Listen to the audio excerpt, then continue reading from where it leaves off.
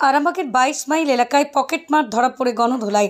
আজ দুপুর আরামবাগের 22 মাইল এলাকায় রাস্তায় উত্তেজনার ঘটনা। স্থানীয় সূত্রে জানা যায়, বর্ধমানগামী এক বাসের যাত্রীদের ব্যাগে হাত ঢোকাতে গিয়ে ধরা পড়েন এক ব্যক্তি। বাসের কন্ট্রাক্টর তাকে নামিয়ে দেন এবং ঘটনাটি ছড়িয়ে পড়ে এলাকা জুড়ে।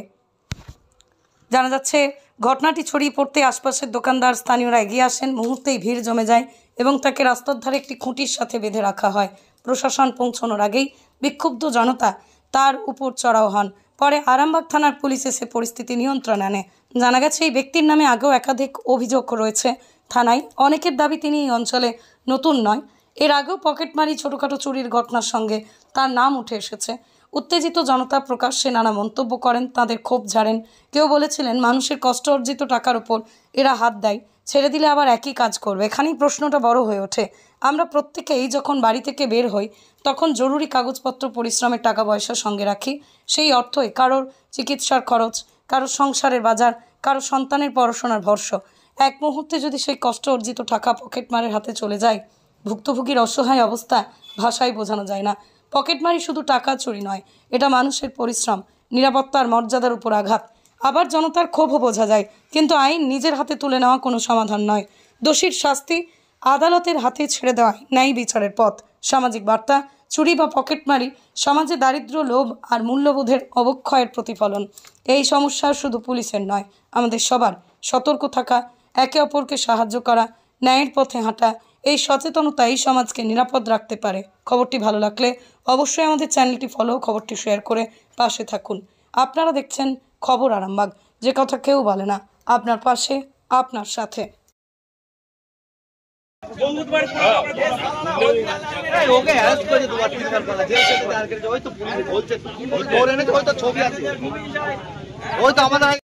আবার করবেন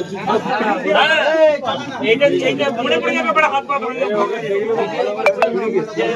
মনে পড়ে যাবে, আবার পা ভেঙে দিয়ে যাবে, হাত ভেঙে দিয়ে যাবে, আর করা যাবে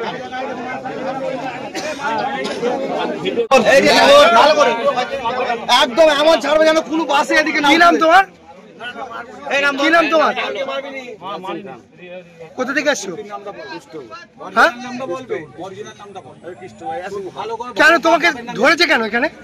আমি ব্যাগের চেন খুলিনি। সত্যি কথা বলো, সত্যিটা বলো।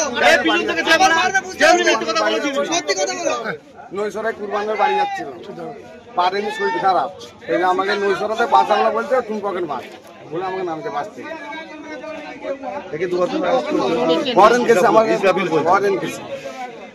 এতগুলো লোক মিথ্যা কথা বলছে, আর থাকেনি তো গাড়িতে।